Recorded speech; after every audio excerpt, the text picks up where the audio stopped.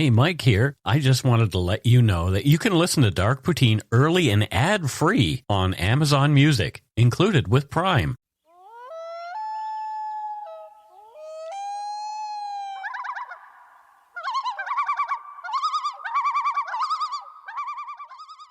It's about that time again.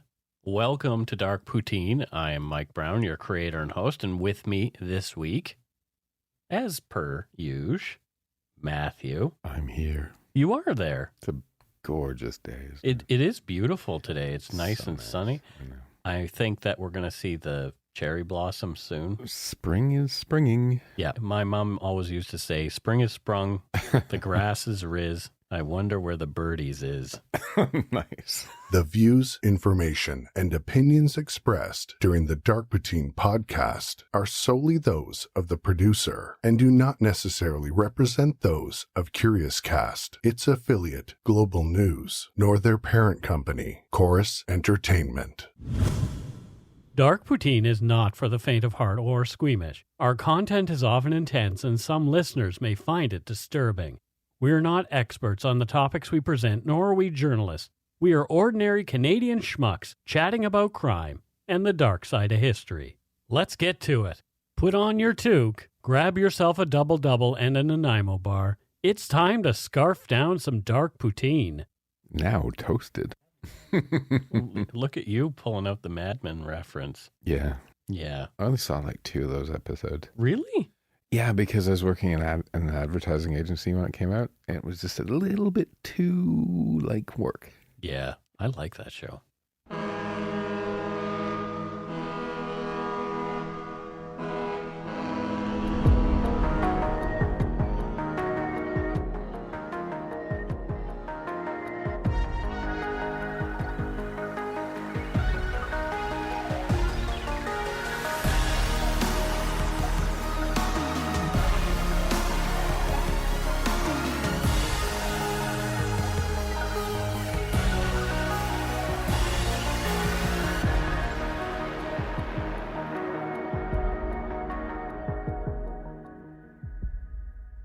After World War II, Canada's economy was on the rise.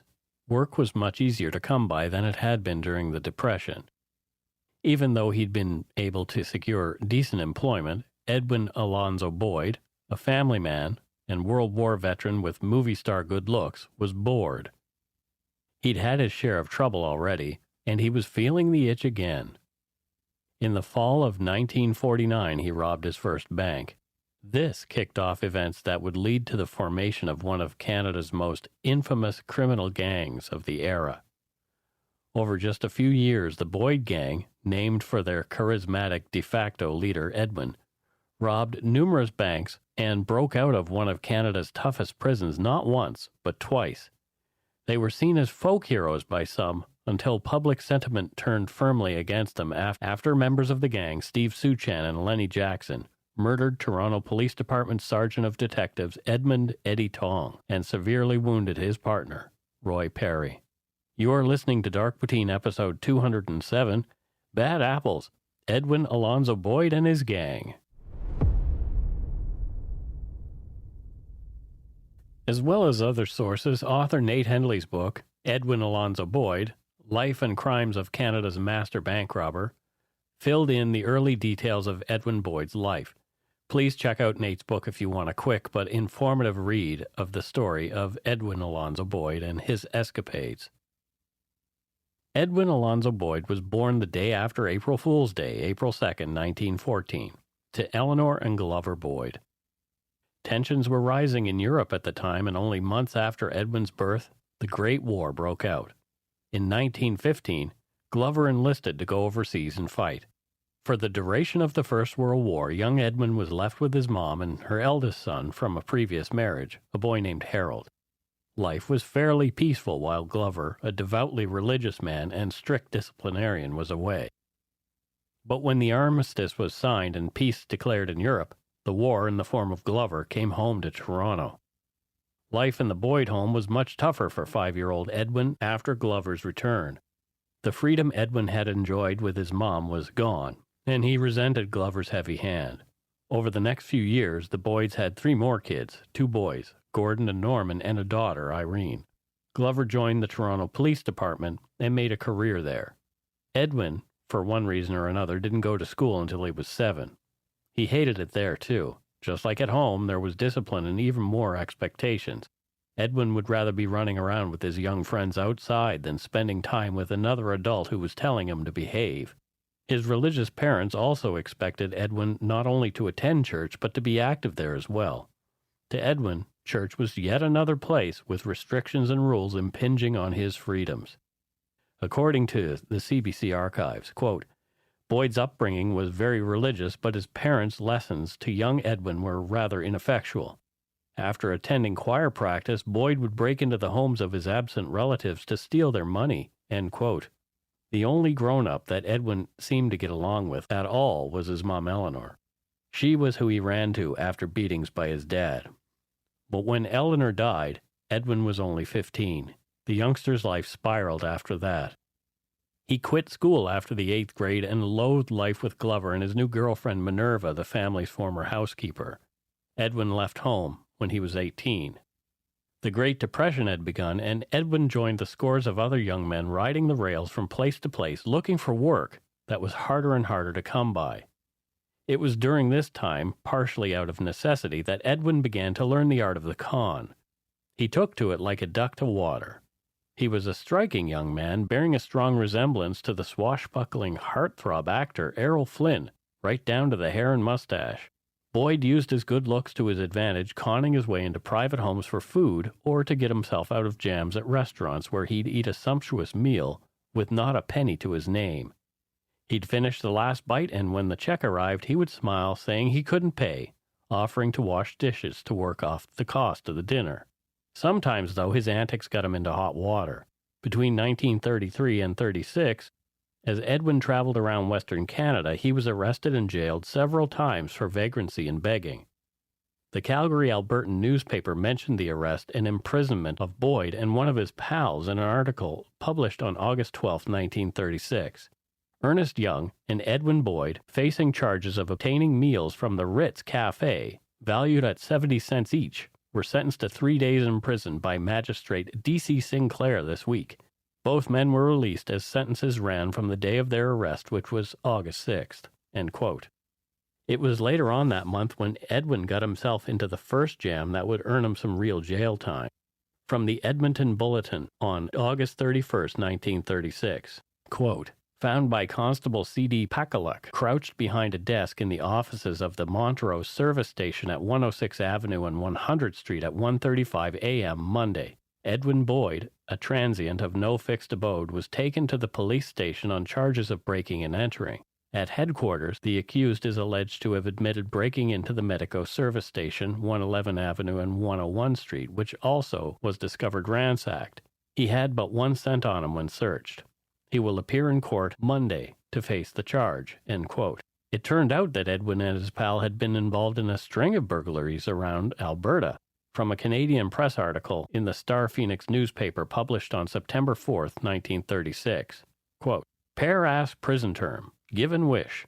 Eastern youths guilty of 41 break-in charges will serve 3.5 years. Pleading guilty to a total of 41 charges of breaking and entering, a pair of Eastern Canada youths asked in police court here today to be sent to penitentiary so they might take advantage of possible educational and dental facilities available in Dominion Prison. Edwin Boyd, 23, former Toronto accountant, and Ernest Young, 24, St. John, New Brunswick surveyor, admitted guilt on 21 and 20 counts respectively. Magistrate A.H. Gibson complied with their wishes by sentencing them to 3.5 years on each charge in Prince Albert's Penitentiary, sentences to run concurrently. The magistrate emphasized, however, he was sending them to prison in the hopes that they would change their view on life rather than with a postgraduate course in mind. End quote. A con must con. Interesting that Boyd, a man who dropped out of school in the 8th grade, would claim that he was an unemployed accountant. Regardless, Boyd did his time and in the summer of 1939 returned to Toronto where he did odd jobs to earn himself enough cash to buy a motorcycle. When World War II broke out in the fall of 1939, Edwin Boyd enlisted in the Canadian Armed Forces, joining the Royal Canadian Regiment 1st Division. His regiment was sent to England in 1940, and they were posted in Reigate, Surrey. It was here that Boyd met his wife, Doreen Mary Frances Thompson. They were married in December 1940, and 9 months later, Edwin Alonzo Boyd Jr. was born. The baby died of a cerebral hemorrhage when he was only 2 days old. Doreen became pregnant again and gave birth to twins in 1943. They would later have a third child.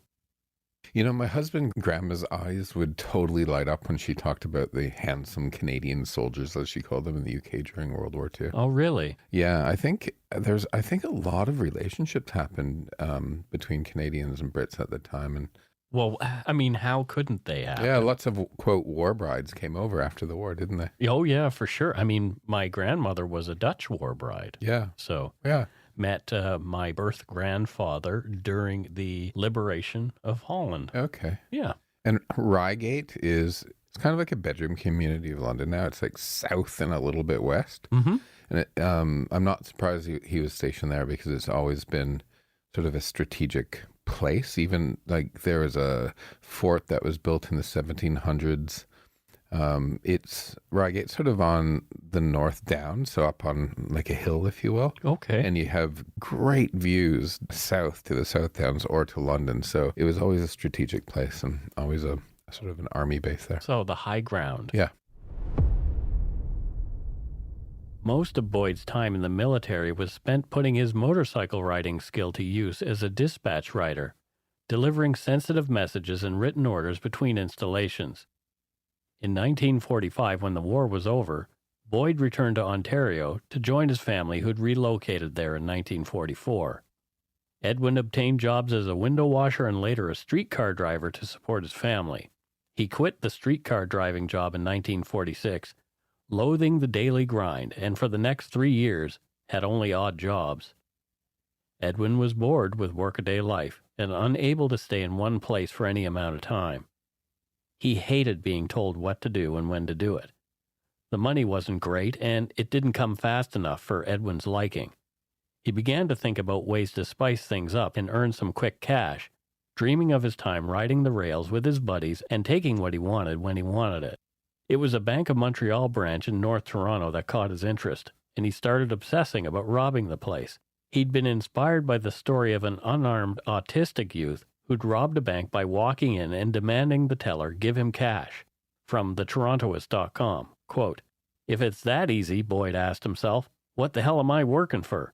He grabbed a gun and downed so much liquid courage that he claims to have blacked out a few times during the holdup. In another version of the tale, Boyd covered his face with makeup and puffed out his cheeks with cotton for a disguise, and he was so cocksure of his infallibility that he returned to the scene of the crime a few days later. End quote. Yeah, that's right. He robbed the place again.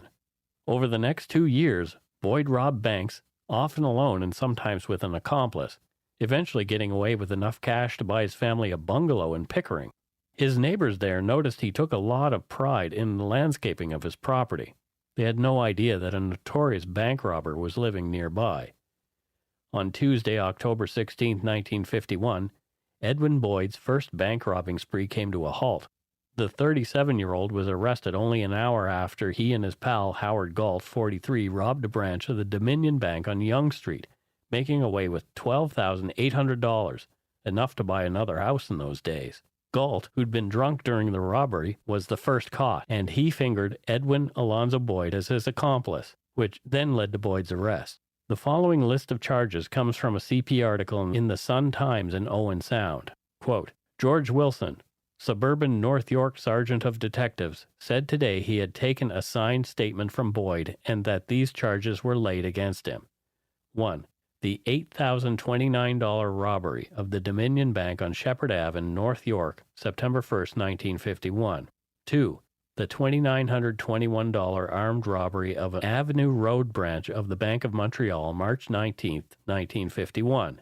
3. The attempted armed robbery of an Imperial Bank of Canada branch, October 11, 1950, in which the bank manager opened fire on the gunman and beat him off. 4. The $2,018 armed robbery of Dufferin Street branch of the Dominion Bank on July 4, 1950. 5. The $2,500 armed robbery of a North Toronto branch of the Bank of Commerce, July 18, 1950. 6. The $2,256 armed robbery September 9th, 1949 of the Avenue Road branch of the Bank of Montreal that was robbed last March 19. And 7. A joint charge with Galt for the armed robbery of the Dominion Bank, Lawrence and Yonge Streets, yesterday. End quote. The article continued describing Edwin Alonzo Boyd's use of disguises to hide his identity while committing the offenses. Quote, police said Boyd disguised himself to look like a monster before staging the bank robberies. They said he stuffed his nostrils with cotton, his cheeks with pieces of tissue paper, and used lipstick on his eyelids. Detectives said they found a complete makeup kit and pieces of cotton in Boyd's truck. They found false faces, mustaches, and masks in his home. End quote. Some papers started calling Boyd the false-faced bandit. Boyd was tossed into the infamous Don Jail, a.k.a. the Don, in downtown Toronto.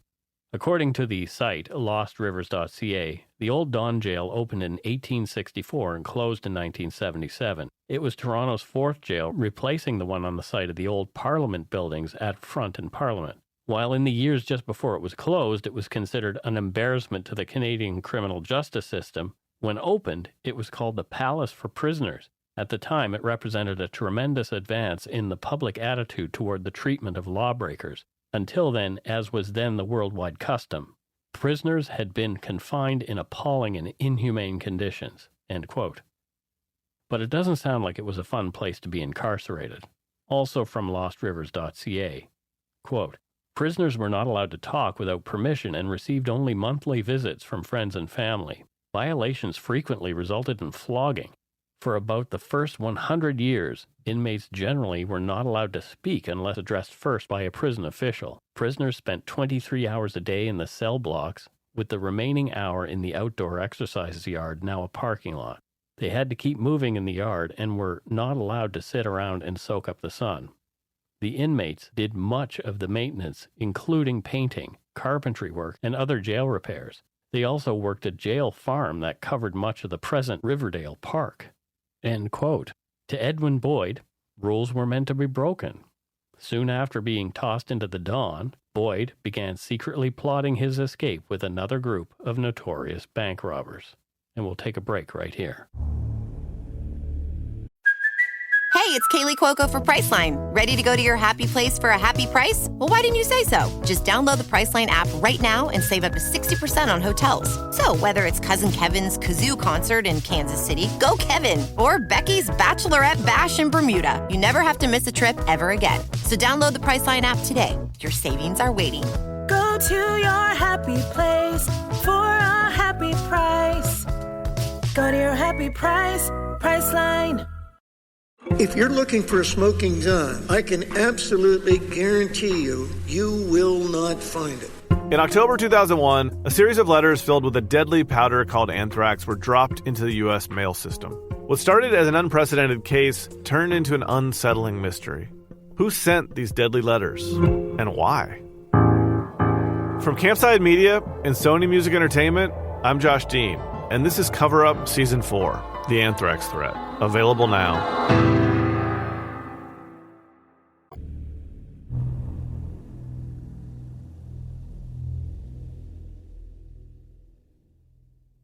So I'm supposing the name of the jail came from the Don River because you got so much information from the Lost Rivers website.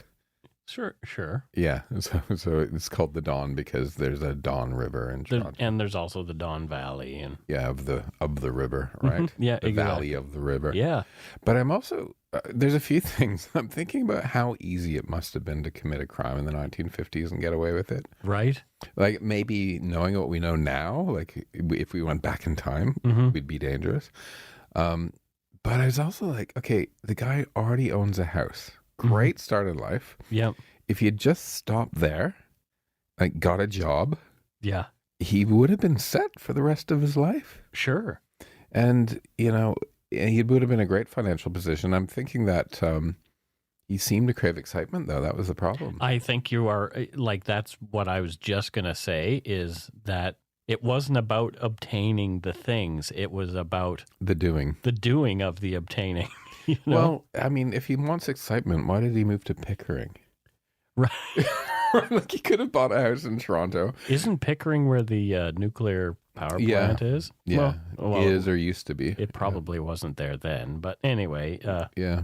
I mean, he could have waited for that to happen. I don't know. Got a job at the nuclear factory.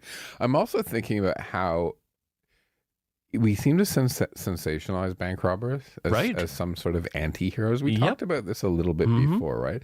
And I think it's kind of like, you know, all of us sort of think, it's robbing a bank is sticking it to the man, right? Yeah. And public opinion can often be quite oddly positive for a bank robber. Yep.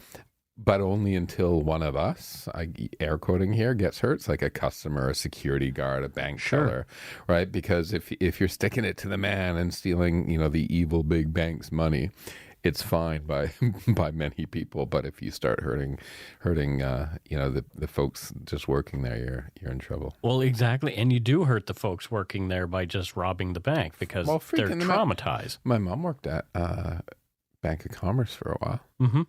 Right? I can't imagine if, Yeah, like that would mess somebody up being robbed and being told, I will kill you if you don't give me your money. Yeah, and bank employees are trained just to hand the money over. Sure, it makes sense.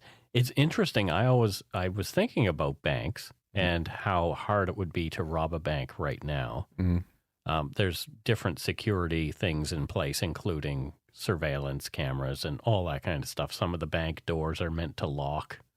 Or they have like a remote locking system, so they will lock to keep the robber in the bank, which I don't know if is a good idea. If other people are in the bank, it's probably not a good idea.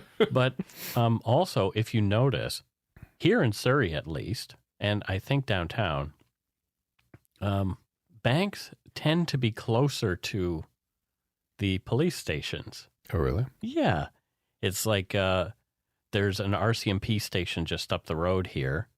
And a block away from that are the banks. So it's like, oh, yeah, we'll put the banks here. Or maybe we'll put the banks here, and then the RCMP think, here's the perfect place for a satellite station near the bank. The characters that Boyd connected with were a band of ne'er-do-wells. Leonard Jackson was a 29-year-old accused bank robber with an artificial lower left leg. He'd lost that during a failed attempt at hopping a train. He was awaiting trial.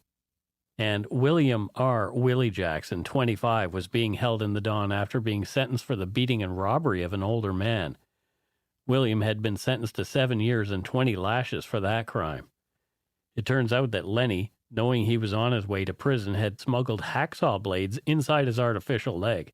The group sawed through the bars of a window on the second-floor corridor, and one evening, after dinner, when the guards were not watching, it didn't take long before the bars gave way. On November 5, 1951, the Kingston Whig Standard described the jailbreak. Quote, they squeezed through an opening 9 1/4 inches by 16 inches, slid down a bedsheet rope to the ground, then used another improvised rope to scale the exercise yard wall and reach the street. They were all described as dangerous. End quote. According to the Torontoist.com, quote, as an indication of their level of fame at the time, the reward offered was a meager $500 per head. They were supposed to have been picked up by Steve Suchan, born Valentlesso, and one of the more violent members of Lennie Jackson's gang. But he'd been so occupied with entertaining his girlfriend that he'd forgotten. End quote. Interestingly, despite his penchant for violence, Steve Suchan was also a talented musician, able to play any instrument he put his mind to. He tried to make a living as a violinist for a time, but frustrated at the lack of money coming his way, he eventually traded his violin in for a pistol at a Toronto pawn shop.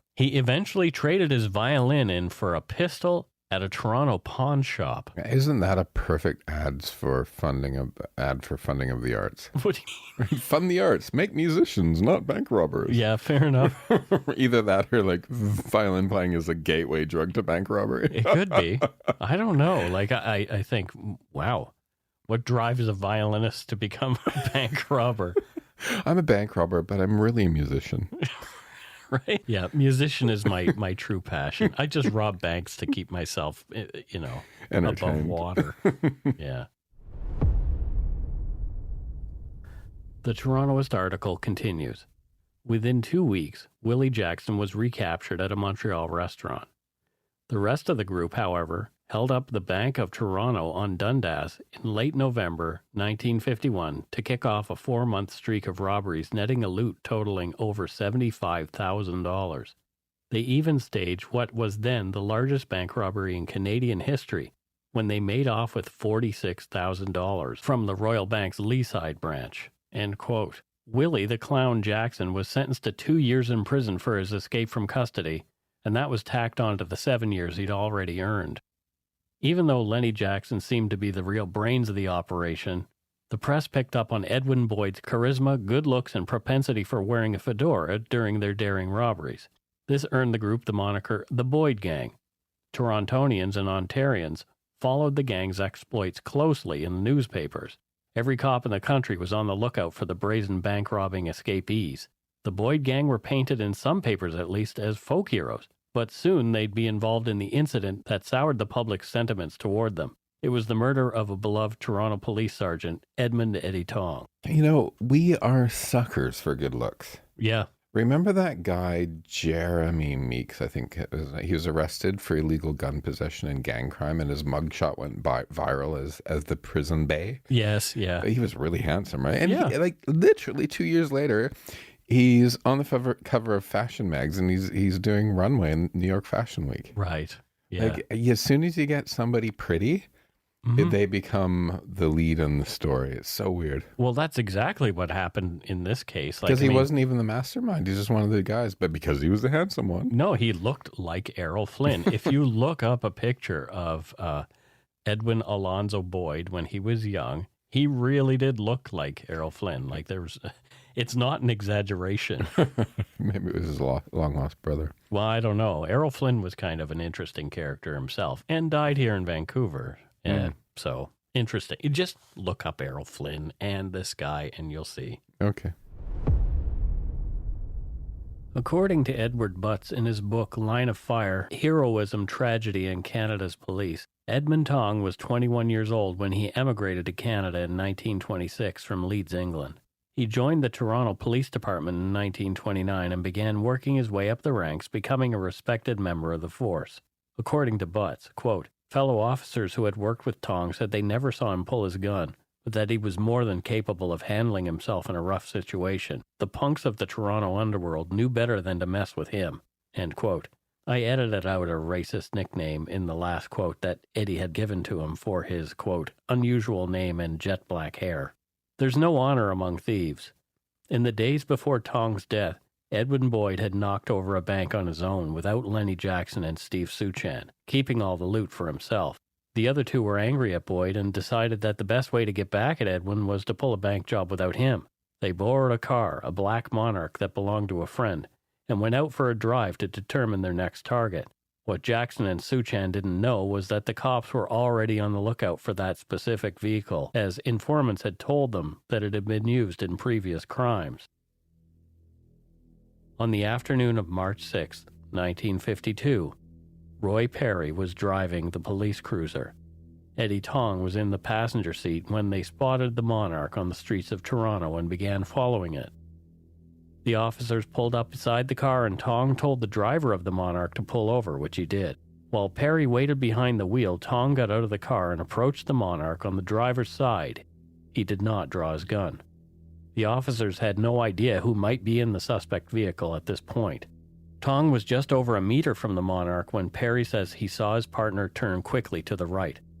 Edward Butts surmised in his book, Line of Fire, that it was then that Tong saw the gun in Steve Suchan's hand.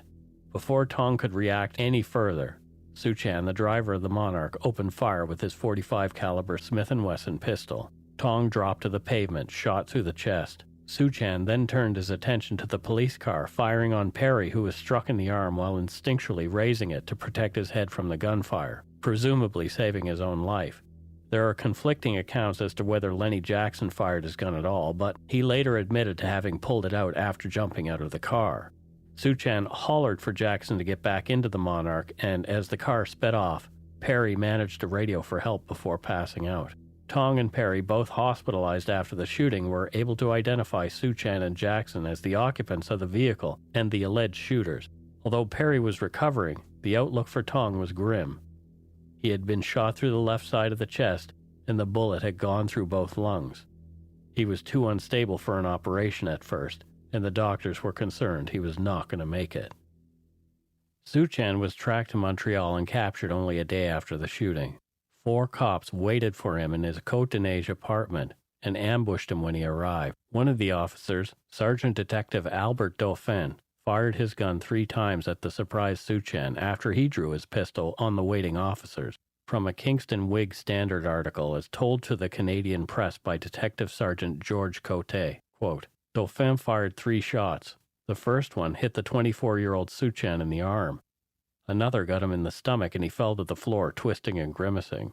From the floor he tried to hold up his gun, but he couldn't, and the big weapon clattered to the floor. I moved over to him as he lay there to turn him on his back, and Dauphin kicked the fallen gun away. Suchan looked up at me and said, "You guys are poor shooters. Why don't you finish me?" By this time we were waiting for the ambulance and he was still lying on the living room floor. Then he said, "Give me one in the head. Nobody will know the difference." That was when I told him we were more interested in taking him alive. We found that he had 2 .45 pistols and a German Mauser. End quote. A few days later in Montreal, local and Toronto cops knocked on the door of the apartment where Lennie Jackson was holed up with his new wife. Lennie opened the door a crack, and on seeing the grim faces of the officers on the other side, he yanked the door open quickly, raised his pistol, and fired. He narrowly missed Toronto Detective John Gillespie's face. Jackson tried to slam the door shut, but Gillespie, who dropped to avoid being shot, kicked at the door where he lay, trying to get a clear shot at the cop shooter. There was a brief gun battle as fire was exchanged, but it was Jackson who went down, gut shot.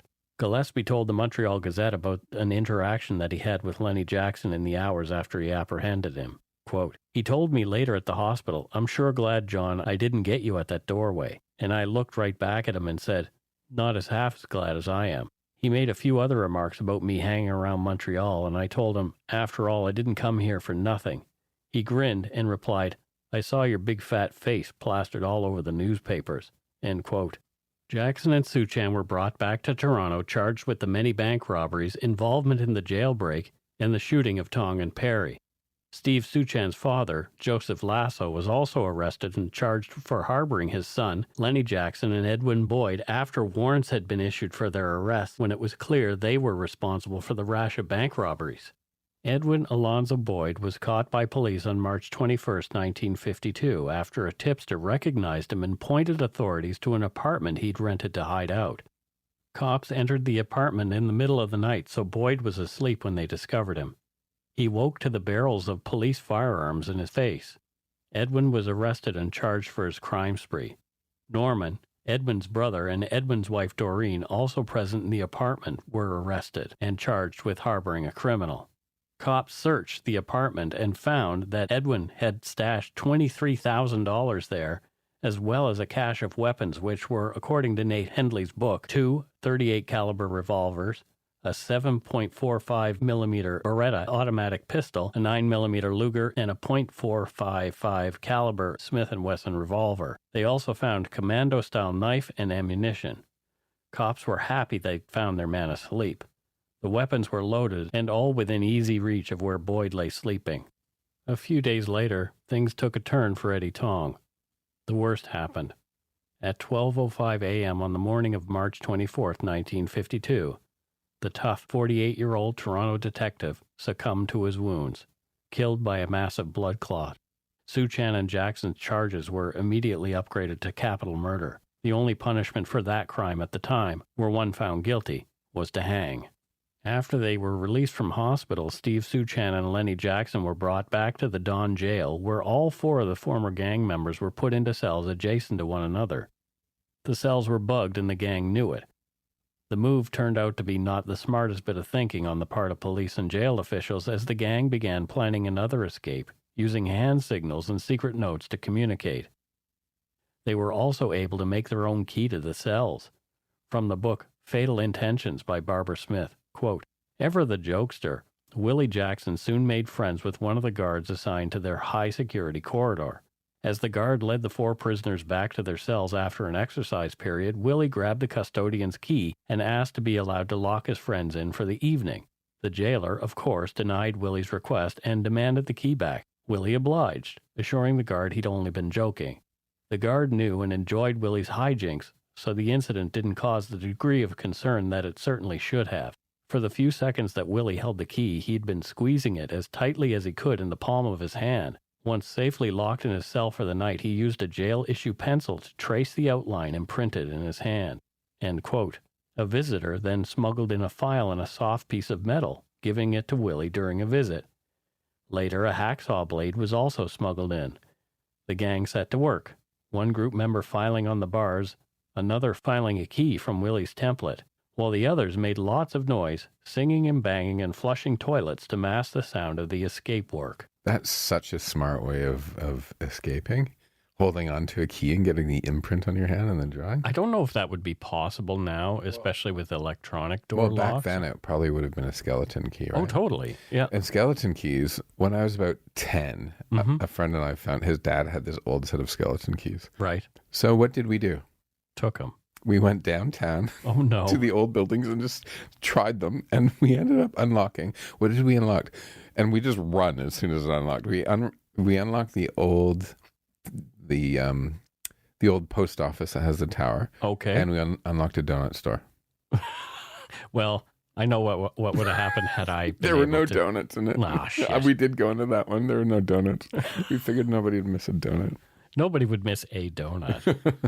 It would be like just all you see is just powder everywhere and no donuts. There's crumbs and powder. Two kids asleep in the corner. Yeah, just crashed out. Holding their skeleton keys. Exactly. How did they get... Oh, I guess we should change the locks.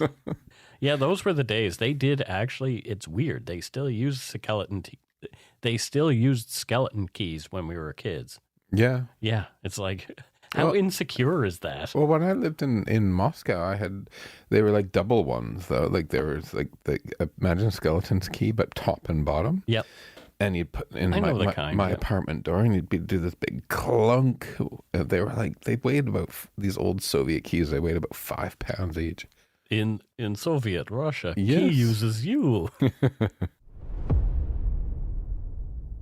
On September 8, 1952, the day before Lennie and Steve's murder trials were set to begin, the group used their jail-made key, removed the bars they had so carefully sawn, and once again squeezed out through, scaled the wall, and were on the run again. A $26,000 reward was offered for their recapture this time, and the warden of the prison was suspended. This time the gang weren't as careful, and their recapture came only 10 days later. Willie Jackson had been spotted when he went to Yonge Street and Shepherd in North York to buy food and cigarettes. He was followed, and the gang were discovered hiding in a barn just a mile north of Shepherd Avenue and Leslie Street, from CBC Archives. Jackson and Suchan were tried at Toronto's Old City Hall and found guilty of murder. Both were sentenced to death. They were to be hanged at 8 a.m. on December 16, 1952, but to their surprise, the hangmen arrived at midnight, and they were hanged simultaneously, their backs together at 12:14 a.m. Lennie Jackson went to the gallows without his artificial leg. He was forced to hop to the noose. John J. Robinette, Suchan's lawyer, had won 16 high-profile capital cases, including the appeal and acquittal of torso murderer defendant Evelyn Dick. He left criminal law after the Suchan trial to become Canada's best-known counsel, appearing frequently before the Supreme Court of Canada in several leading constitutional and civil cases." End quote. For his part in all the robberies, Edwin Boyd received 8 life sentences, and Willie Jackson got 30 years for his part in things.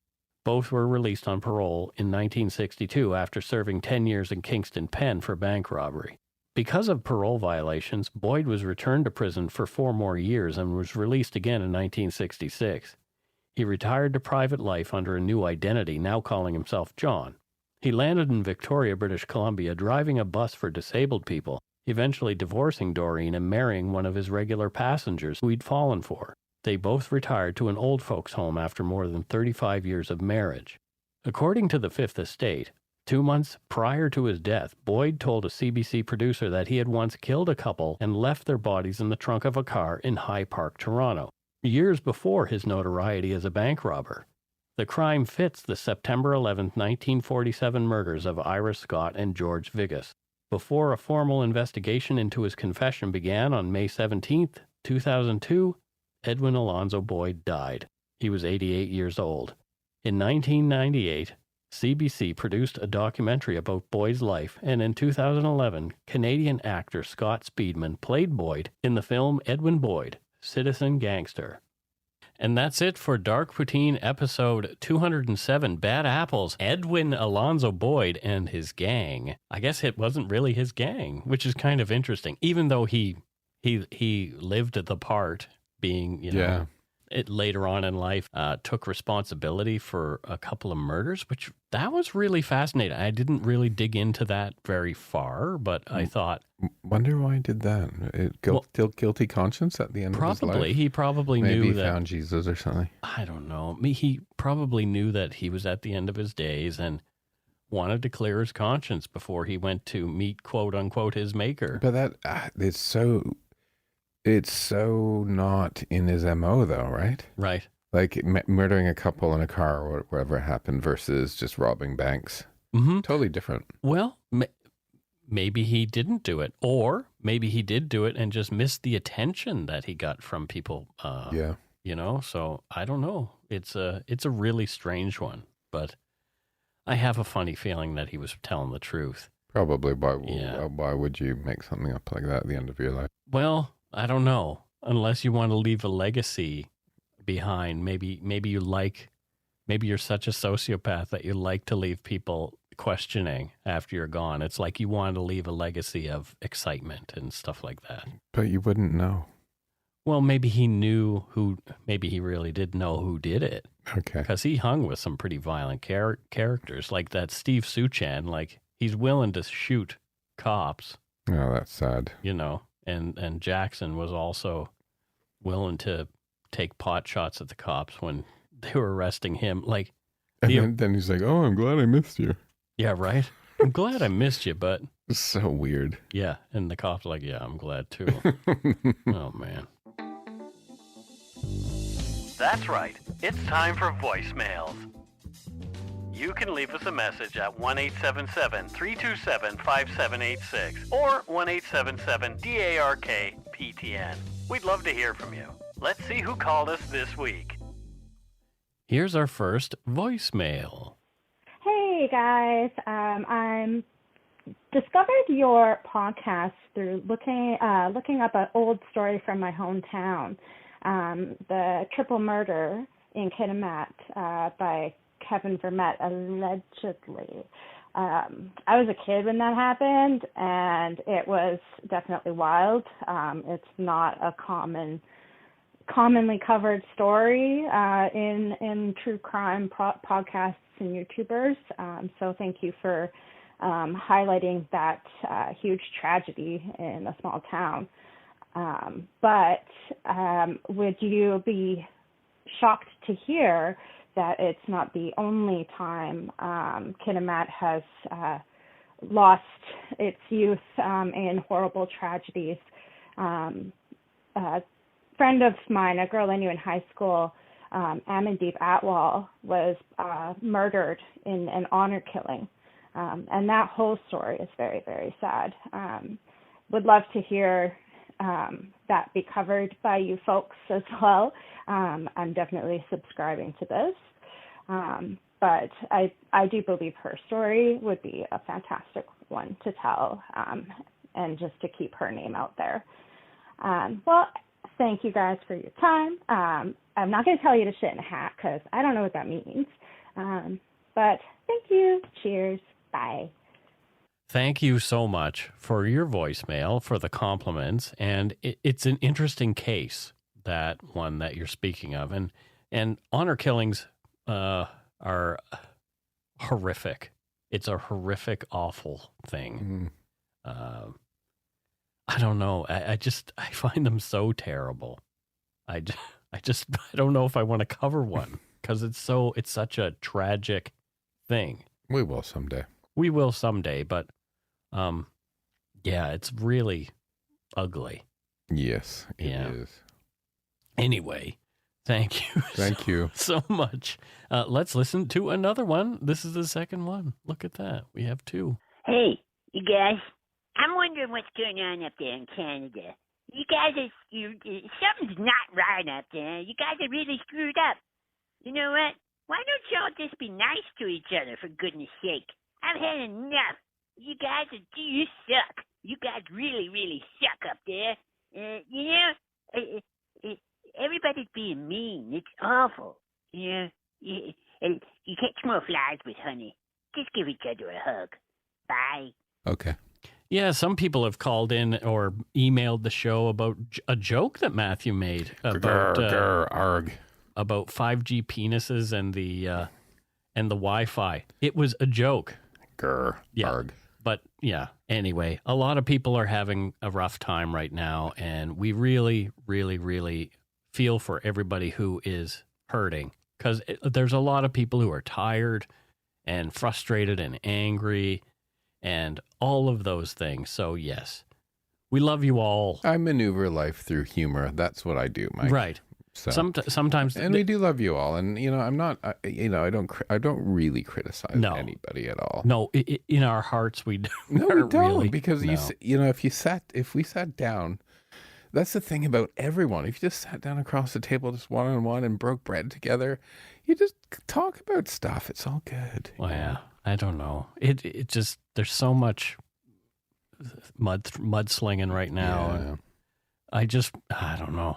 I'm just scared. I feel sad. Why do you feel sad? I'm just watching people fight. Yeah. I don't like it. And then people coming at us for something that was said in jest is just like, okay, whatever. But, Well, I think, in the long run, we'll just have people that understand jokes listening to the show. People with if you have a sense of humor, this is the show for you. Parts of it, yeah. If you like true crime and you have a sense of humor and you care about victims, this is the podcast. Yeah, for you. exactly. But if you don't have a sense of humor, don't listen. That's it for this week's voicemails. Again, you can leave us one at 1-877-327-5786 or 1-877-DARK-PTN.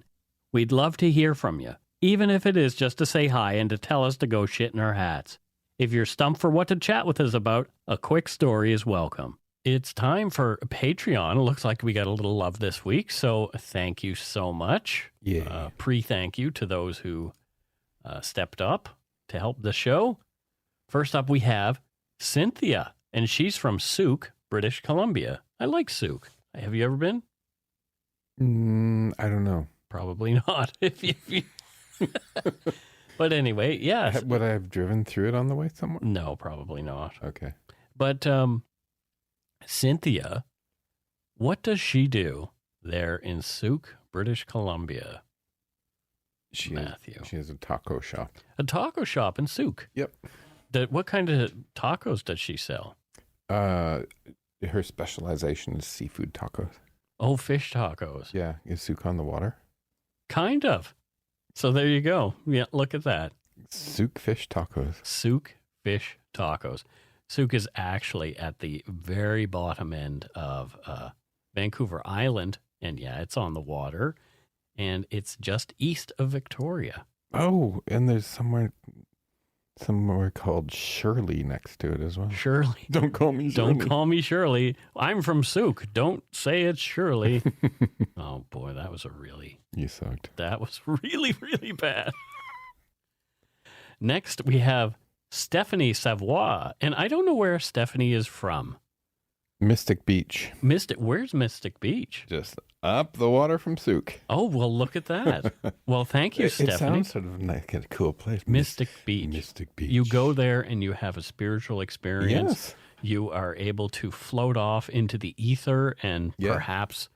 and she does tarot card readings. Oh, tarot card readings. Yeah. There is a lot of that kind of stuff on Vancouver Island, the hippy dippies. Mm-hmm. I think it was a very rude person once said, if you tip Canada, somebody tipped Canada onto its side and all the nuts rolled to the West Coast. Oh, nice. Yeah. So guess that includes us. It does include us. So thank you, Stephanie Savoy. Next, we have from Independence, Kansas, Brianne Sanford. I don't know how many other people from Kansas we have on Patreon, but thank you, Brianne. I'm glad your name wasn't Dorothy, or we would have made a bunch of jokes about that. But Independence, Kansas. What does Brianne Sanford do there in Independence, Kansas? She raises the flag every morning in the town hall. Oh, that's nice. Yeah. It doesn't sound like a very complicated job. Does she get paid a lot for that? Well, she does it with pride. Okay. So she's from Independence. Well, there you go. Yeah. Well, they're fair enough. Someone's got to do it. And it's a very tall flagpole. By the time she gets it up in the morning, it's already the afternoon. It's time to go home. She has to take it down. You said by the time she gets it up. Yeah. Oh. The flag. Oh, when I hear somebody getting it up, I think of something such different. A pig. And then it gets up there and like hours have gone by and she has to bring it down. Oh, well. Next we have J. Ray V. Wow, that's an interesting name. It's like J-R-A-E-V. Yeah. J. Ray V. So J. Ray V, I don't know where J. Ray V is from. Alpha Centauri. Alpha Centauri. From the Avatar, I assume J. Ray is female. So Alpha Centauri. Alpha Centauri. Maybe they don't have binary. Closest maybe livable planet. There, I think, was that this week that you read that? No. There were other things that I read about something. They always say, hey, we can reach it. It's like 10 light years. Yeah, no, there was something within 4 light years that I read this week. Do you know how long even 4 light years is? Well, it's a long way. Yeah, like we'll never get there. Long way. No, but I think we could make a spacecraft go fast enough that we could get there in 25 to 30 years. No. Yeah. In 4 light years, you can make a spacecraft to go there in 25 to 30 years. Yeah. You're not very good at math, are you? No. That's why I do this show. So thank you, J. Ray V. What does she do there in Alpha Centauri? Oh, she doesn't do it there. She's from there. She's here. Oh, well, how did she get here? Okay, smarty pants. So she had to travel here. So how did that happen? Because they have, obviously, Mike, much better technology than us. Intergalactic space travel? Yes. No. Did they have a TARDIS? No, but she did the whole wormhole thing, right? Okay. And she's here just studying. What is she studying? Like Us. humans. It Yeah, doesn't it's surprise so me. far she's greatly disappointed. I'm wondering if we taste good, I think. Next up, we have Dara Lynch. And I don't know where Dara is from, but it seems like Dara is a patron in euros, which is interesting. A patron in euros. Mm-hmm. So, not sure where Dara is from. I think Dar is from Ireland. Ireland. Oh, okay. The Republic of. Republic of Ireland. I would love to travel to Ireland one day. I've always had this urge to go there. Do it. Yeah. The Brown family name, there's a lot of Browns with an E in Cork. Father Brown. Father Brown. But he doesn't have an E on the end. But No. yeah. What does Dara do there in Ireland? What does she do in Ireland? Mm-hmm. She works for Guinness. Oh, Guinness. Yeah, she runs the museum. Oh, wow. There's a Guinness museum? Of course there's a Guinness museum. Is there people laying around outside, drunk off their faces? I assume that that's the case. Drinking Guinness is like having a loaf of bread. How so? It's just so thick and heavy. Oh, is there a lot of yeast in it? Is that what? It's Yeah. like, it's like you practically have to chew it. Ew. Yeah, I don't know if I like that very much. Well. So that's it for patrons. We did have somebody who... Thank you, patrons. Thank you so much. We did have somebody who gave us some donut money this week. Who? And her name is Haley M. Wells, and she said, really enjoyed the latest episode, Nanaimo Girl Gone. Thank you. Well, thank you for becoming a patron. Where do you think Haley is from? She's from Belarus. Oh, wow. I thought you were going to say Nanaimo because I just said Nanaimo. No, Vitebsk. Vitebsk in Belarus. Belarus is, I think that's where Marc Chagall was born. oh, really? I don't know a lot about Eastern Europe. I don't know why, but that sort of has escaped my attention throughout my life. Like, I recall things, some history happening there over the years. Some history happened. Well, yeah. I mean, like the whole Soviet Union and all that kind of stuff. But I never really got into Eastern European history. I don't know why. I don't mean to diss it, but maybe it's something that I need to learn more about. I've been fascinated with Soviet culture lately because I was watching the TV show The Americans. I watched it from beginning to end. I binged it. It's a good show about, two Soviet spies who are living as a family with their 2 American-born kids in the United States. It's a pretty fascinating show. The only reason why I know Vitebsk, Belarus is I had a boyfriend from there. Oh! And we went to visit his mom. You went to visit his mom? In Vitebsk. Is Vitebsk a nice place? Like, is it No. It wasn't a nice place. There were like potholes in the roads the size of Ladas. Oh, wow. Yeah. Yeah. So the infrastructure wasn't good. Yeah, and Belarus, essentially the guy's a dictator and a puppet of Putin. So, yeah. Anyway, but I'd like to visit that part of the world at some point. Not right now probably isn't the best idea because things are a little tense. If you ever want to go to Moscow or St. Pete's, just tell me. I still have tons of friends. Okay. Yeah, I really want to see Moscow. Like, I love the architecture of the Kremlin and different places. It's a fascinating looking place. So St. Petersburg is more beautiful. Mm-hmm. It's considered, and the Russian, did I tell you this the other day? The Russian accent, the St. Petersburg accent is considered High Russian, right? High Russian. Yeah, like the proper Russian accent is from St. Petersburg. Oh, fascinating. Yeah. So what does Haley do there in Belarus? She just hangs. She just hangs out. Yeah. Well, that's how does she earn the money to send us donut money then? Well, that's her cover, right? Oh. She works for CSIS. Ixnay on the eye spay. Ixnay on the CSIS. Right. CSIS is hiring right now, big time. They would never hire me. No, me neither. I looked at it. So for people who don't know it, that's like the Canadian Secret Service. Right? Yeah, the Canadian Secret Intelligence Services. CSIS. I used to have sort of an obsession with maybe becoming a spy one day. But then I realized through all the reading that I've done, it could be pretty boring.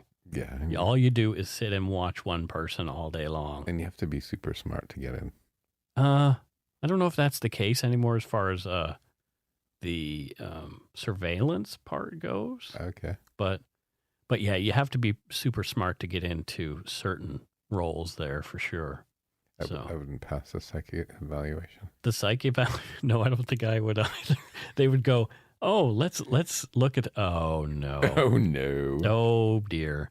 Yeah, I think a lot of these organizations won't take you if you've ever taken antidepressants or psychedelics or any of that kind of stuff. I think they will not take you. Their loss. Their loss. Right? Yeah, I'm on antidepressants and psychedelics, and I'm here for my interview. Wow, look at you. You've grown horns. Anyway, thank you so much to our patrons and Donut Money donors, past and present. You really do help to keep the show going. Oh, I need to do a call out. Okay, let's do a shout out. Karen from Switzerland. Okay. And Wendy, I think her name was Wendy. So they stopped, and we ended up they stopped because I was walking Steve. Okay. And they had a cool little dog. Yep. Named Edith. And we just, very cute dog. And we just hung out and chatted. So I'm just saying hi to them. Well, there you go. Yeah, because eventually the podcast came up and Karen was like, oh, you're Dark Poutine. Oh, they actually knew. She listens. So I'm calling out. Yeah. Wow. I'm always blown away when somebody says, oh, I know you.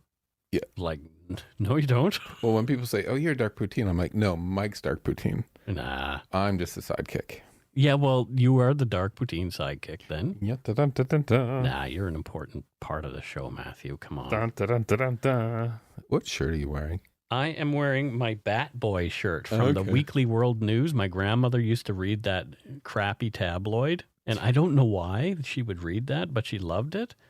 So, Bat Boy, that's where I was first introduced. I read it just because I think the majority of people read it just think it's stupid fun. That's why they read it. I'm pretty sure that's why I'm she sure read she it. wasn't going, ooh, there's a real Bat Boy. She's like, this is ridiculous, but it's funny, so I'm going to buy it. Yeah. She was a pretty fun person. Yeah. So, old Vera Kathleen. Vera.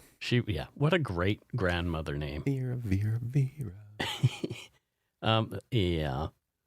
If you want to become a patron of the show, you can do so at patreon.com/darkpoutine. For a one-time donation, you can send us donut money via PayPal at our email address, darkpoutinepodcast@gmail.com.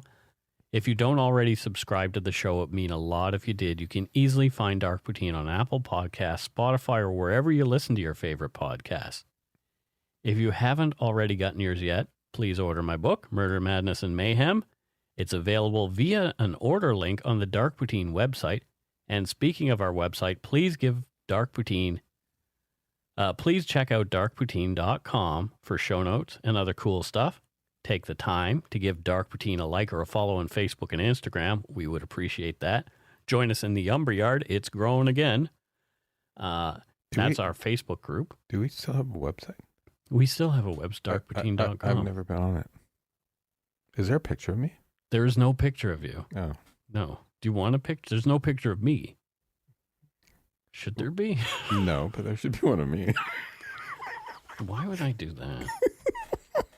Nobody wants to see that. They can come to the Umberyard and see pictures of you. Yeah, there you go. Yeah. So if you want to see a picture of Matthew, go to the Umberyard. Go to the Umberyard. Matthew is quite active in the Umberyard. I know. It's my only social outlet. Posting memes and stuff. Well, that's because you work too much. I know. Like, literally, my life is this show, Walking Steve, work, and the Umberyard. Well, Justin, don't forget your husband. Yeah, he's always there. Yeah, but don't take him for granted. I don't. Justin's lovely. I really find your husband to be a lovely man. He's a great guy. Yeah. Anyway, that's it for this week's show. Until we return, don't forget to be a good egg and not a bad apple. Go put in your hood. Go put in your hood. Bye.